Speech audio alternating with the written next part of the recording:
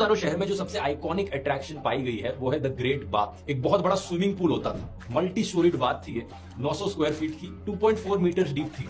इसे जली हुई ईंटों से बनाया गया था और वाटरप्रूफ किया गया था नेचुरल तार का इस्तेमाल कर। इसमें एक ड्रेनेज होल भी पाया गया और साथ में एक कुआं भी पाया गया, जिससे ये पता चलता है कि हमेशा इस स्विमिंग पूल में फ्रेश वाटर इस्तेमाल किया जाता था। और क्योंकि बाकी शहरों में देखा गया कि साफ सफाई कितनी होती थी, ड्रेनेज सिस्टम्स कितने अच्छे होते थे, इसलिए माना जाता है कि मोहेंजो-दारो शायद से इंडस वैली सिविलाइजेशन का कैपिटल शहर था। एक बहुत बड़ा डिफरेंस यहाँ पर मेसोपोटामिया और इजिप्शियन सिविलाइजेशन से इंडस वैली सिविलाइजेशन में अभी तक कोई भी बड़ा मंदिर, मस्जिद या कोई भी रिलीजियस साइट नहीं पाई गई, ना ही कोई बड़ा महल मिला या कोई रॉयल टूम मिला। इसका मतलब है अभी तक कोई भी एविडेंस नहीं मिला कि सिविलाइजेशन में कोई मोनार्क हुआ करता था, कोई प्रीस्ट हुआ करता था, पंडित, पुजारी, कोई आर्मी, कोई वॉरफेयर, कोई इस चीज का एविडेंस नहीं। और ये बड़ी हैरान कर देने वाली बात है हिस्टोरियंस के लिए, क्योंकि बाकी ब्रॉन्ज एज सिविलाइजेशंस में रिलीजन बहुत ही कॉमन चीज थी। ऐसा लगता है मानो हड़प्पन सिविलाइजेशन में लोग बड़े एडवांस थे, खुशी से पीसफुली रहते थे बिना किसी बड़ी सोशल हायरार्की के। लेकिन ये चीज एक्चुअली में चर्चा का विषय है, हिस्टोरियंस एक दूसरे से डिसएग्री करते हैं। और अब आते हैं हम एक और सबसे बड़ी अनसॉल्व्ड मिस्ट्री पर, इंडस वैली सिविलाइजेशन एक्चुअली में खत्म कैसे हुई। आर्कियोलॉजिकल रिकॉर्ड्स हमें बताते हैं कि 1900 बीसी और 1300 बीसी के बीच में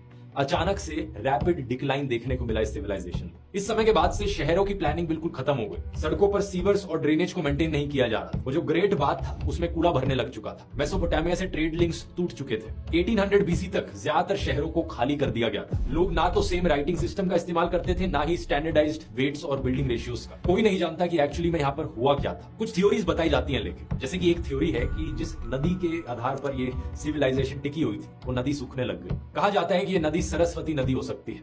इस थ्योरी के अनुसार कई रीजंस हो सकते हैं कि नदी क्यों सूखी। एक टेक्टोनिक प्लेट्स में शिफ्ट आया होगा, टाइम के साथ साथ वैसे ही नदी ने अपना कोर्स बदल लिया होगा, ये भी होता है। अगर ये थ्योरी सच है तो अज्यूम किया जाता है कि इंडस वैली के लोग ईस्ट की तरफ चले गए और